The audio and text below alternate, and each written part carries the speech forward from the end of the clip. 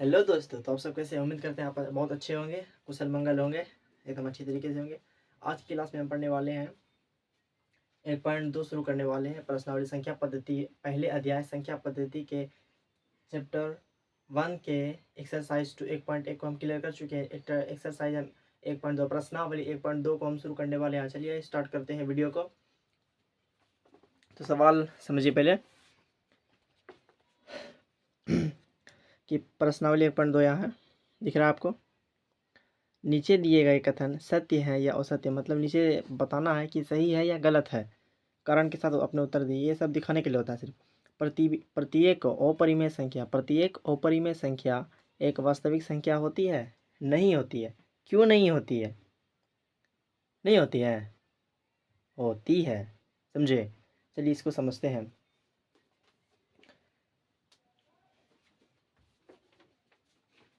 एक पॉइंट दो का एक नंबर का क्या है?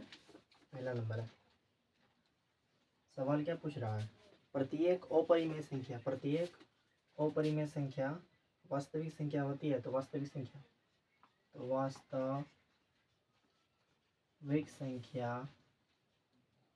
बराबर परिमेय प्लस अपरिमेय। हमने आपको ये बता चुके हैं, मैंने बता चुका है पहले कि वास्तविक संख्या बराबर परिमेय संख्या अपरिमेय संख्या, इन दोनों को मिलाएंगे तब क्या बनेगा? वास्तविक संख्या बनेगा। तो सवाल क्या पूछ रहा है?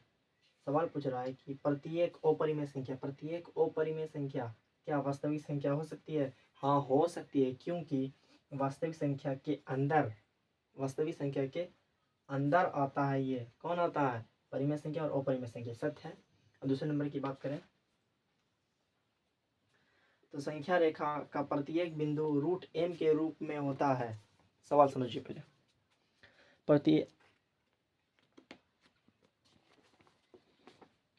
संख्या रेखा का प्रत्येक, दिख रहा है आपको सही से? संख्या रेखा का प्रत्येक बिंदु रूट m के रूप में होता है, जहाँ m एक प्राकृत संख्या है। ये सत्य है या असत्य है? ये असत्य है, क्योंकि कोई भी ऋणात्मक संख्या, मतलब सवाल क्या बोल रहा है? ऋणात्मक संख्या किसी प्राकृत संख्या का वर्गमूल नहीं हो सकता। सवाल बोल रहा है कि संख्या रेखा का प्रत्येक बिंदु रूट m के रूप में होता है। प्रत्येक बिंदु मतलब सभी बिंदु, जहाँ m एक प्राकृत संख्या है। तो इसको समझिए सीधा सीधा कि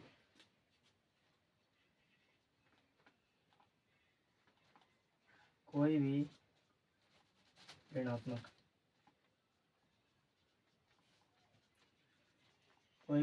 संख्या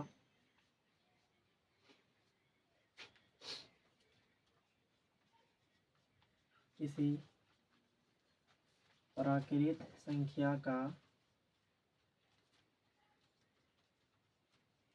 वर्गमूल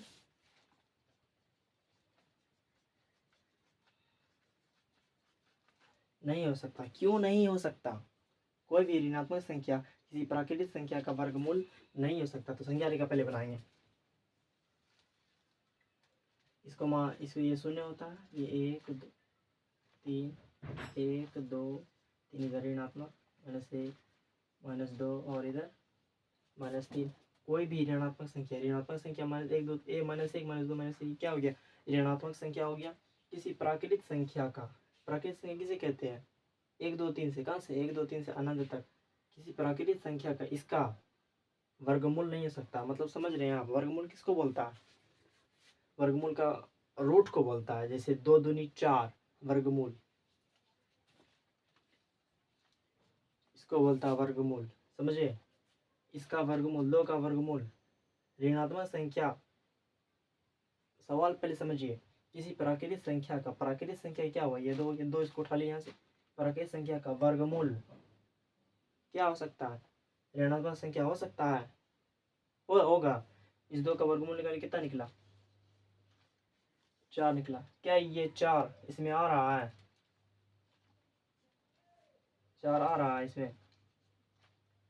हाँ 4 आ रहा है, लेकिन ऋणात्मक संख्या में आ रहा है। कोई भी ऋणात्मक संख्या किसी प्राकृतिक संख्या का वर्गमूल नहीं हो सकता है। क्यों नहीं हो सकता है? क्योंकि कोई भी ऋणात्मक संख्या किसी प्राकृतिक संख्या का वर्गमूल ऋणात्मक में नहीं होगा। समझ गए। चलिए अब दूसरे सवाल की तरफ बढ़ते हैं। फिर तीसरा नंबर, प्रत्येक वास्तविक संख्या, प्रत्येक दिख रहा है आपको, प्रत्येक वास्तविक संख्या एक अपरिमेय संख्या होती है? होती है? नहीं होती है। क्यों नहीं होती है? चलिए इसको समझते हैं। प्रत्येक जगह बच गया। हाँ चलिए इधर लिखते हैं।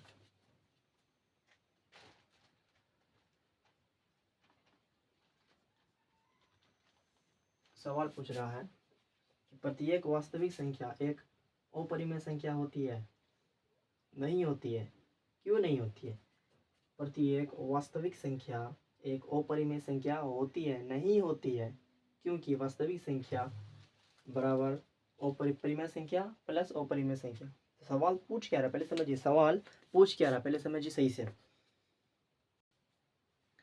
सवाल समझिए कि प्रत्येक वास्तविक संख्या, प्रत्येक वास्तविक संख्या एक परिमेय संख्या हो सकती है? क्या वास्तविक संख्या परिमेय संख्या हो सकती है? नहीं हो सकती, क्योंकि इसके अंदर ये आता है, इसके अंदर ये नहीं आता। समझे? नहीं समझ में आ रहा आपको? घर के अंदर दरवाजा होता है, दरवाजे के अंदर घर नहीं होता। समझे? ये तो घर है, ये दरवाजा है। समझे? समझिएगा ध्यान से। घर के अंदर दरवाजा है, दरवाजे के अंदर घर नहीं है। समझ में आ रहा आपको? दरवाजे के अंदर घर नहीं है। ये क्या है? दरवाजा। ये क्या है? घर। घर के अंदर दरवाजा होता है, दरवाजे के अंदर घर नहीं होता है। क्लियर हो गया आपको? समझ गए? और दूसरा नंबर देखते हैं, क्या सभी धनात्मक पूर्णांकों के वर्गमूल अपरिमेय होते हैं? 2 नंबर देखते हैं अब।